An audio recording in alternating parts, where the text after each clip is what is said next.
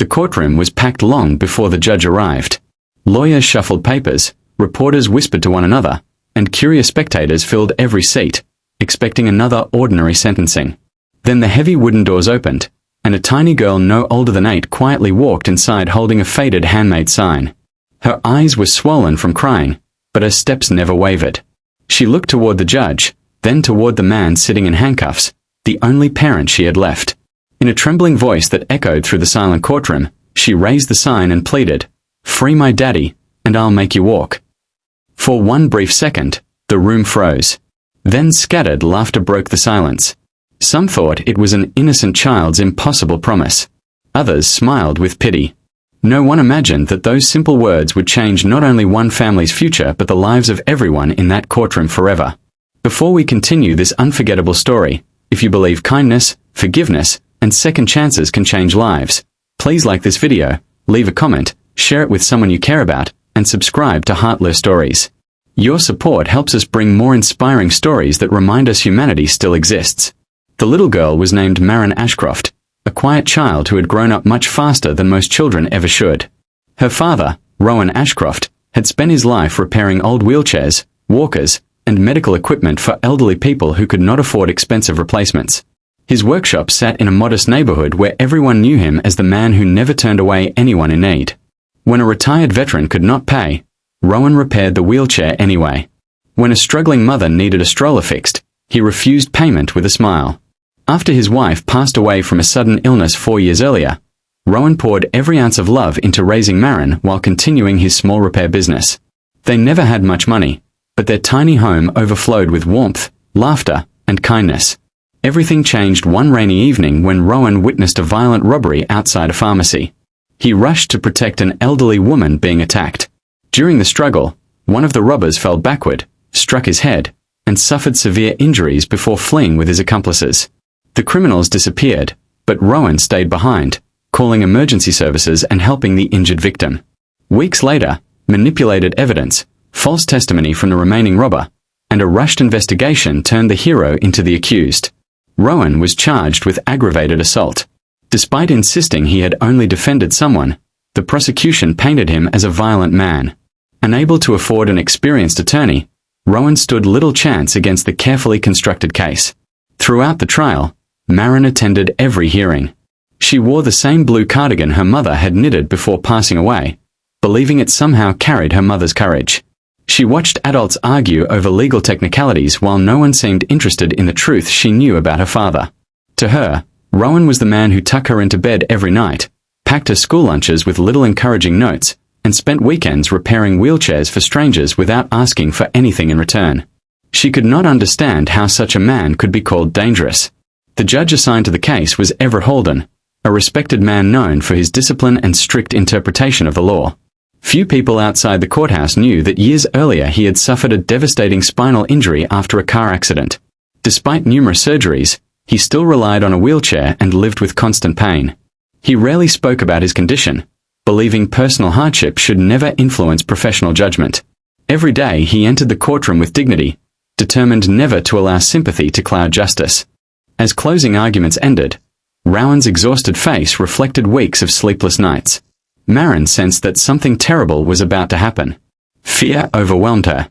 Before anyone could stop her, she quietly stepped forward carrying the handmade sign she had colored the previous night with worn crayons. She looked directly at Judge Holden and spoke the only words her young heart believed could save her father. "Free my daddy, and I'll make you walk." The courtroom erupted with awkward laughter. Reporters exchanged amused glances. Even some attorneys shook their heads, assuming the frightened child simply did not understand medicine or the law. Judge Holden remained expressionless, though something about the girl's unwavering eyes lingered in his thoughts. Court officers gently guided Maren back to her seat while Rowan lowered his head, silently praying his daughter would not remember this painful day forever. Judge Holden postponed sentencing for 48 hours to review additional evidence submitted late by the defense. It was an unusual decision, but he felt unexpectedly unsettled. That evening, unable to sleep, he found himself replaying the child's words. Not because he believed she could somehow restore his ability to walk, but because she had spoken with absolute conviction, untouched by cynicism or calculation. It reminded him of a time before tragedy had hardened his own heart. The following morning, curiosity led Judge Holden to quietly visit Rowan's small repair workshop without announcing his identity. Dust-covered old shelves filled with worn wheelchair parts, donated walkers, and handwritten thank you cards from grateful families. Framed photographs showed Rowan helping veterans, disabled children, and elderly neighbors. Every wall reflected years of quiet generosity that no newspaper had ever reported. An elderly customer recognized the judge and approached him. She explained that Rowan had repaired her mobility scooter countless times without accepting payment. Another visitor described how Rowan spent Christmas mornings delivering repaired wheelchairs to nursing homes before opening presents with his daughter.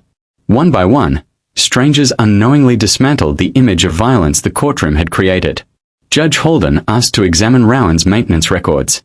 Hidden among repair receipts was something unexpected. A security camera hard drive Rowan had been attempting to restore for the pharmacy owner after the robbery. The damaged device had never been recovered during the police investigation because everyone assumed it was beyond repair. The judge encouraged independent forensic specialists to recover whatever remained. Days later, technicians successfully restored fragmented footage. Though incomplete, the recording clearly showed Rowan rushing toward the elderly victim while one robber shoved his injured partner backward during their escape. The crucial seconds completely contradicted the prosecution's version of events.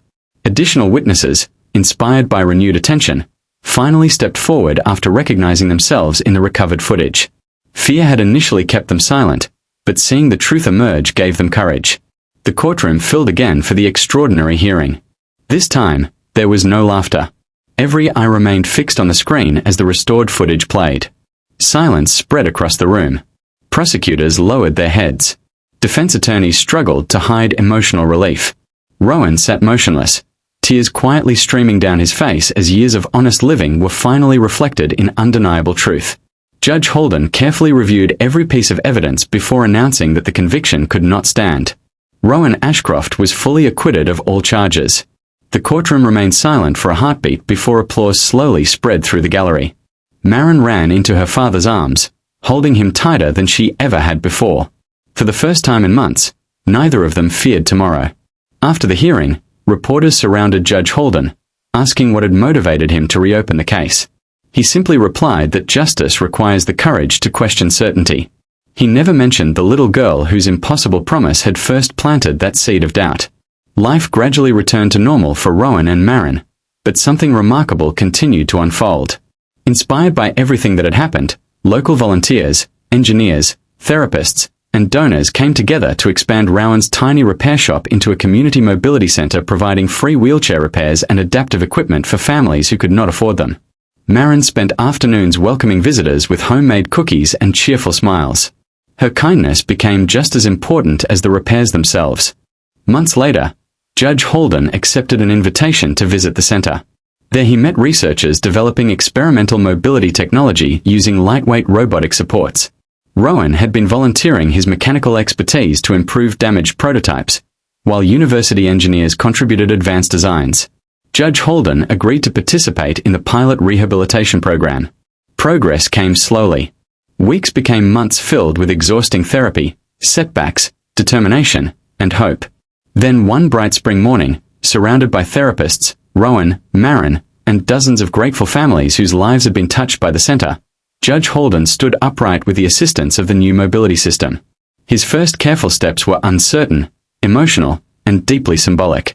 The room burst into tears and applause. Maren smiled through joyful tears. She never claimed she alone had fulfilled her promise. Instead, her faith had inspired countless hearts to work together until the impossible became possible. The newspapers celebrated the medical achievement, but those who had witnessed the entire journey understood the deeper miracle. The greatest healing had not happened in Judge Holden's legs. It had happened in people's hearts. One child's courage reminded adults that compassion deserves investigation, truth deserves patience, and hope should never be dismissed simply because it sounds impossible. Years later, the Community Mobility Center became one of the state's most respected charitable organizations.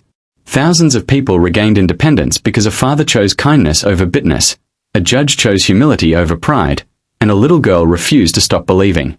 Visitors entering the building always noticed a simple framed sign hanging near the entrance. Its faded crayon letters remained untouched, Free my daddy and I'll make you walk. It served as a daily reminder that the smallest voices sometimes carry the greatest power.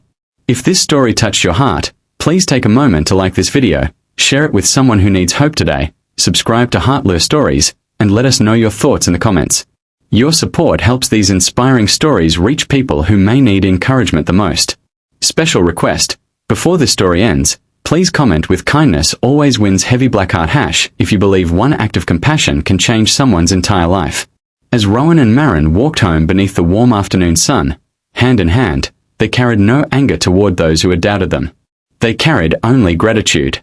Their journey proved that truth sometimes arrives quietly, miracles often begin with impossible promises, and even when an entire courtroom laughs, a single brave heart filled with love can inspire justice, restore hope, and help the world take its first steps towards something better.